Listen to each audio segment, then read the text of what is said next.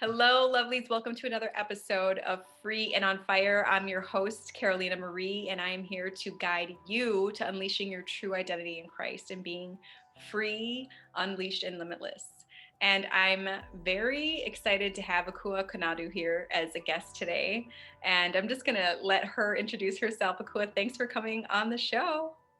Yes, thank you so much for having me. I am happy that we have finally been able to really just connect and do this. So I'm really looking forward to it. I am an Instagram strategist. So like my business is what I do. I help small business owners and entrepreneurs share their story through Instagram in a way that not only helps them grow their business, but most importantly makes an impact and changes their lives. So outside of my business, I really just like enjoy spending as much time as I can outdoors, hanging out with friends. Pre-COVID, now it's just more so hanging out a lot with more of my family and whatnot, but just enjoying a lot of the simple things. So that's a little bit about me. I would love to just have you kick us off by just sharing about what your faith journey has been. With me, my faith journey started pretty much about almost 6 years ago. I did grow up in a Christian household. My family is from Ghana. I'm first generation, and so Christianity was something that was extremely important to my family. Like we went to church on Sundays. I went to Sunday school, everything like that. But I, as a child, didn't really know God. A lot of it was just like, I could cite Bible verses and whatnot, but I didn't understand the full true meaning of that. And I do think that also had to do similar with like my home life because I also had a very traumatic childhood. So there was a lot of abuse. So I didn't fully I'm like, okay, yeah, we go to church every single Sunday and, we're knowing Bible verses and XYZ, but I truly did not felt connected to God because I'm like, well, these things are happening in my home and I'm hearing that God is like this, but this is my reality. So I never felt close to him. And so I believed in him. I knew he existed, but I didn't have a relationship. So as I got older, the only time I would pray to God is when I got into some huge trouble of some sort, especially in my teens, right? Like as we're all in that phase getting a little bit more wild and crazy. And I would do a lot of things that were completely just learning. And I would be like, oh my gosh, I'm gonna get in trouble. And then that's when I pray to God and be like, God, if you save me, I won't do this again. And I went back and did it. And so, you know what I mean? And but during that time too, though, it definitely led to a lot of unhealthy choices that I made, and to where I eventually ended up in a very toxic and abusive relationship. And so during that time as well, like I said, I didn't know God. I wasn't speaking to my family. I wasn't speaking to friends. I was just extremely codependent on this one individual person. And so when things just became just too much and where like my safety was constantly being compromised, I moved up to Duluth. I had just gotten accepted to school up there. I was like, this is my fresh start. This is a way for me to get out of here. And so I went back up. Went up there. And so during that time, I think this was kind of the first piece of where God was really starting to pursue me that I personally felt. I had lived a very chaotic life up until I moved to Duluth. And so for the very first time, things were quiet, right? Like there wasn't so many things that were going on. So for the first time, I really had to deal with my own issues. And that was really, really hard. And so when I had moved to Duluth, I'd been here maybe about like 3 weeks. School had started. I literally didn't meet any friends for 3 weeks. I didn't speak to a single person. And there was this one guy who would always see me in the hallway and he would smile at me. And I'd be like, what is this dude's deal? Like, okay. And I just awkwardly like smile back. And he eventually came up and introduced himself to me and was like, hey, my name is Will. And we formed this relationship. And then he introduced me to his sister, who was an advisor at the school. And she was like, do you want to come with me to church? And I was like, no. I just had a super really just attitude about it. Yeah. And she would ask me every single week for weeks at a time. And I kept saying no. And then finally I was like, oh my gosh, you know what? I'll just go. I'll just go.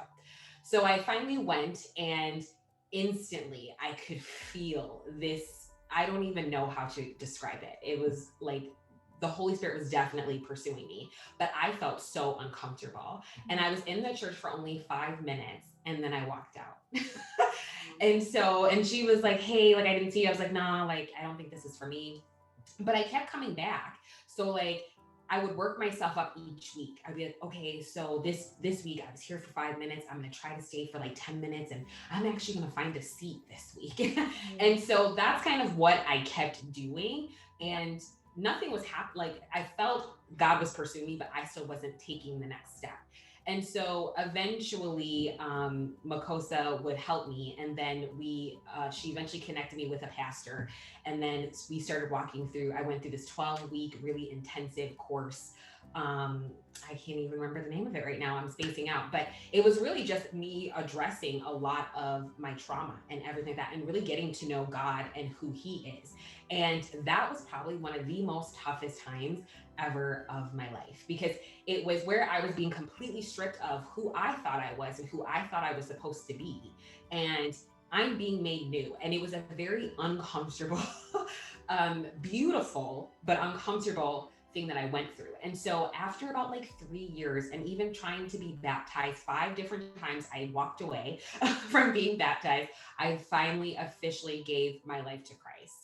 And so all throughout that time in Duluth, that's when I finally said yes. I finally opened up my heart and to God, and He just showed up in so many beautiful ways, where He gave me an amazing community of friends, amazing community of people who loved me, no matter how imperfect and broken that I thought I was, that showed up and fought for me, even at times when I couldn't fight for myself.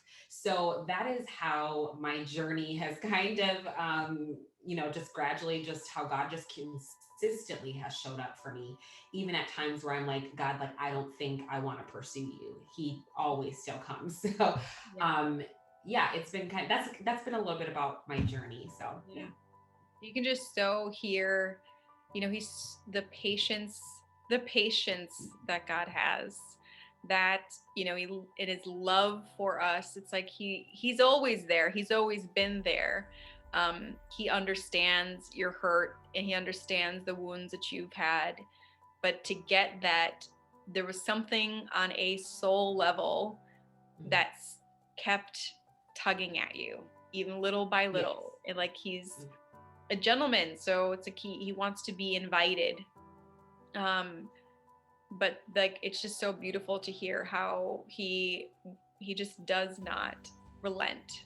Like his love just does not relent from pursuing us and getting, especially with regards to, look, when we raise our hand, actually say, and this is probably what for a lot of us who have converted, I'd say, and have that moment in our life where, in our adult life, I should say, where we give our life to Christ.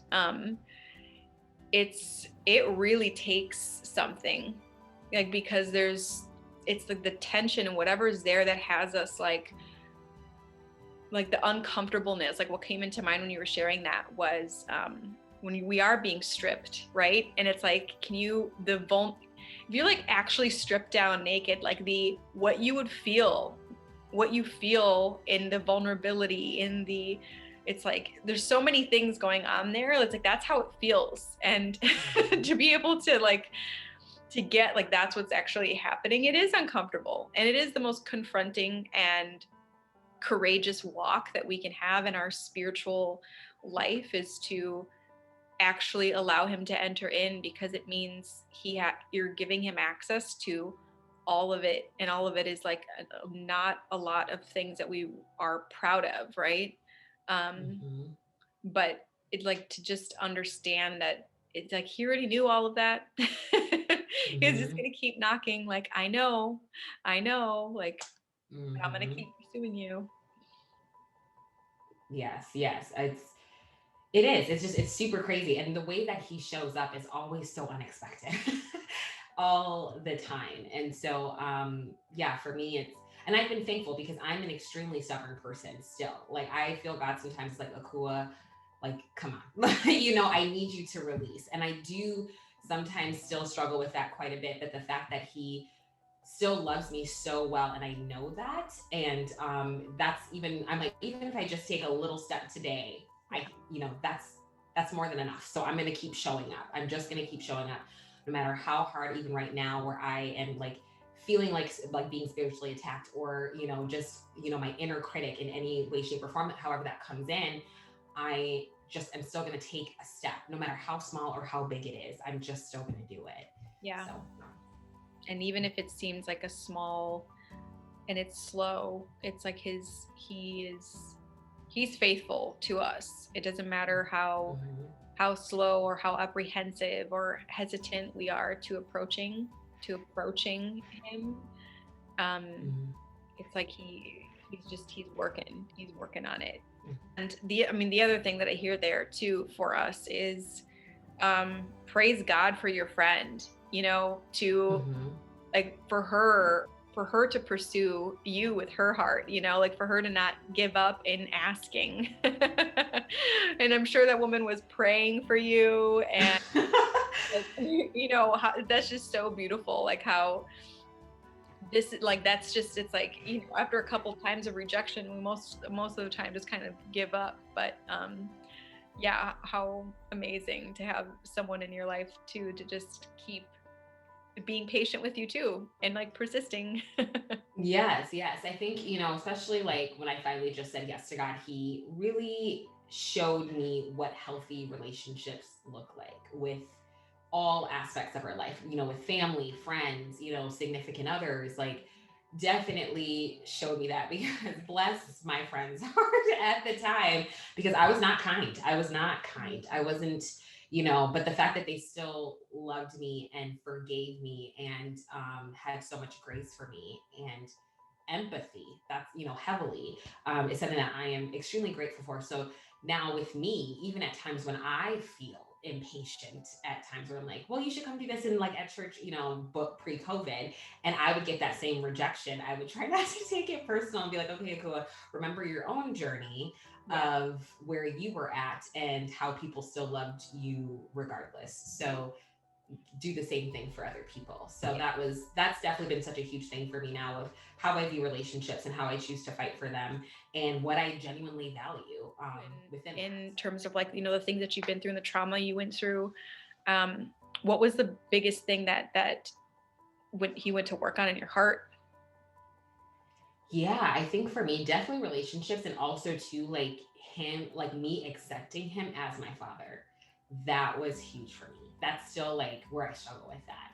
Where, I didn't grow up, my father was in my life up until I was 9. And I think the last time I saw him was 14. So he's not really been a very present figure in my life. And when he was, it was not good. So for me, when I first was like starting to finally, like when I said yes and I'm finally starting to walk forward with Jesus, I was like, no, like we're just buddies. You know what I mean? Like, you're not my father. Because in my mind, I had a negative connotation of what a father is. And so I was content, right? Like, I had forgiven my dad, and I was content leaving that hole empty, where I was like, I forgive him. This is who he is. I can't change that, but I don't need anybody else to fill it. So that was heavily like what him and I like really were working on. And so um do I still struggle with that at times? I do, but I do say like he is my father. Like, that is who he is. And um though I have an earthly father, he does not define me. What I have been through does not define me.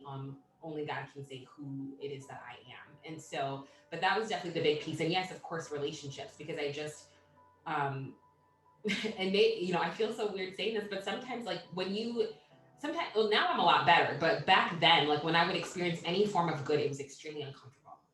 I didn't like it, even in relationships, or like if I get into a fight with my friends, which I still do struggle with this. I'm like, okay, well, this is over. Like, our friendship is over. Like, see you later. And that's not what it is, right? Like, we are having a disagreement here, and so if we're putting God in this conversation of like, how can we move forward with Him at the center of it, so that we're able to have like get to a healthier place. Yeah. And so that was a lot of what I had to learn. And I'm still going through that. Like, when I get into conflicts with my friends, I'm trying really hard not to walk away, because for me, it's like that fight or flight response. Like, I don't need you. I can do this on my own. Yeah. And realistically, you can't. And so that's something that God has, like, we are consistently working on. And it's really just unlearning a lot of behaviors that you have had to do to survive. And that was something too that, as God was literally stripping me down, I was like, I'm no longer surviving. Like, Akua, you're no longer in survival mode. And I was in it for so long to where he was like, Akua, you can now thrive. You were allowed to do that. And I was like, I don't even know what that is. You know what I mean? So it definitely was a lot of really digging deep as I possibly could go to really unlearn a lot of these unhealthy behaviors. And I can't do it without him. Even at times where I'm like, I really am questioning my faith right now, I still go pick up my Bible and pray when I feel any type of anxiety, because that is more than comfort for me. It brings me peace, and he speaks to me and I hear what I need to hear so I can handle whatever it is I need to handle. Yeah. I don't know if that makes sense, but I kind of went all over the place. No, no, it absolutely does. And yes, I just so attest to, I remember like going through my season. And I'm sure I will continue to, because of like really acknowledging God as Father. There's just been, I didn't even realize that there was anything there until a friend of mine was like, I've noticed that he called God Father all the time. And I was like, I just started to notice that I was not comfortable with saying that. And it's like in the release and the vulnerability, for those of us who go through any kind of childhood trauma or abandonment or anything, like where my biological father was in my life when I was younger as well. But I mean, it could be any parental figure, any kind of abandonment that we go through that leaves that trauma mark. Unfortunately, we project that onto God. I remember I read it in a book. I think it was The Good and Beautiful God. That was the book I was going through, which was really, I did it for like a small group or something like that. And I remember like in the first chapter, it's like accepting God as a father. And I was like, I don't know what they're talking about. And I literally shut the book and tossed it. And I was like, I'm going to go have a snack. That's like what I said. I was like, all right. Maybe that one will be better. Yeah. So I totally get you 110%. And it's like I said, there's little times like that little twinge where I'm like, I can do this on my own. And we are just very accustomed to doing things on our own and being very independent. And so it's really hard to just like take off that armor almost, in a sense, and be like, okay, I don't have to carry this anymore. So it's been quite the journey with that. Yeah, I mean, and so I would love to, so you shared a little bit about this, and just in terms of your in terms of where you're at now, like this has been a year like no other. And you mentioned that you're like, it's raised questions and it's raised doubts in terms of like where you're at today with your faith. Can you just share a little bit more about where you're at? Yeah, of course. Yeah. So, and we talked about this, how I'm like, I would feel bad about it, that I'm questioning so many things, but especially in a year where we're experiencing so much loss, so much grief, and then also too with so many racial inequities, like, and then the political climate, there's all of these things that are happening to where I have been like, God, like, how much more can we take, honestly? And how do we move forward? And I think for me, if I'm just going to be very brutally honest, the election for me was extremely eye-opening, and it was so disappointing for me personally. And so again, it really just made me question of, God, are you good? Are you showing up? Are you here to heal? Because I don't see it. Like, everything is fractured to some capacity, right? And how do we move forward? And then me, my own identity as a woman of color, where do I fit in? And especially in regards to Christianity, where you have one end that is, XYZ, and then you have another end who's XYZ. Like, where do I fit within that? And, so it's been a lot. And I was telling you how I had a conversation with a friend, and, she made me feel so much better, because I felt guilty, where I'm like, does this mean that I don't believe in God? And I do. And so she was like, it's good to have these questions. And I remembered months ago, before everything happened with COVID, I went to a church service, and the pastor said, like, you can listen to a whole bunch of sermons, you can attend Sunday service, and you can hear people speak at you that, God is this and God is that and God is love and whatever. But if you genuinely don't feel that, it does not matter. And so for me, that was really eye opening. And I was like, do I genuinely believe those things? And so am now walking where I'm like, I am redefining of what my relationship with God looks like. It is not based on what a pastor tells me, or, you know what I mean? It is based on what he says. So for me, I have kind of almost had to mute and just spend time in the word of what he says to be true and what I know of is true. And we talked about this before. I worked in ministry for a year. And so just even that experience as well, it's a constant reminder for me that it is my job to literally meet him and spend that time with him and spend time in the word, because nobody's going to people, like I said, everybody can tell me these things, but if I genuinely in my heart don't feel it, then it doesn't matter. And I want to genuinely feel it, especially as we are in this season where we just don't know what tomorrow looks like. And so even for me right now, I'm finding a lot of solitude in, it's Matthew chapter 6 verse, I think it's 25 through 34, where it's like, do not worry, for like, you know what I mean, just that whole passage about just don't worry. Yeah. And I just take it day by day, because that is all I can do right now. That's all I can do, that because so many things are outside of our control right now. So right, if anything is brought clarity, it's that nothing, no matter if you seem like you have some sense of safety and control, literally everything is out of your control. Now you can control who you're being in any given circumstance faced with whatever it is you're experiencing, but literally everything that you think you have control over, honey, we don't have control over it, and this year is an example of that. And I just really wanted to underline thank goodness you have people in your life who are encouraging you in terms of the questions that you have. It is just like the biggest blessing. We cannot have secondhand faith anymore. I think a lot of I think this is what's going on in the church, and I think it's a beautiful thing. God is not, I've heard this before, the truth doesn't need to be defended. God is not scared of questions and doubts and coming to him with anything or being upset or wherever we're at, because if the truth is like unchanging and unmoving, he can handle it. He's like, it's like, yeah, God can handle it, all of it. And I would assert, he uses all of that to draw us even closer. Like you said, I think the questions and rooting ourselves, like getting ourselves educated. I was just talking to Monica, who was on the show a couple episodes ago, and just like, and her heart really being about educating women. I think we're in a time where it's like we've got to root ourselves in us to be equipped and being educated so that we know why we believe what we believe. I think it just makes us more secure and rooted in our faith. I would say more secure in our own relationship with Christ, but then equipping us to then go and actually doing the work that we're here to do in the world. Yes.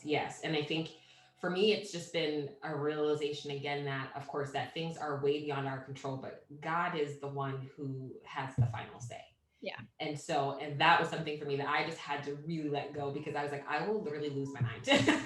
You know what I mean? Being so caught up in what's happening right now. And there is still good in this world. And so for me, I was like, I am going to still continuously show up as Akua and do the best that I can and love people the best that I can. And God will do the rest. That is truly how I am viewing it. If there's one message that you want to leave them with, what is it? Yeah. And I think for me, just fully embracing who you are and your journey and where you're currently at.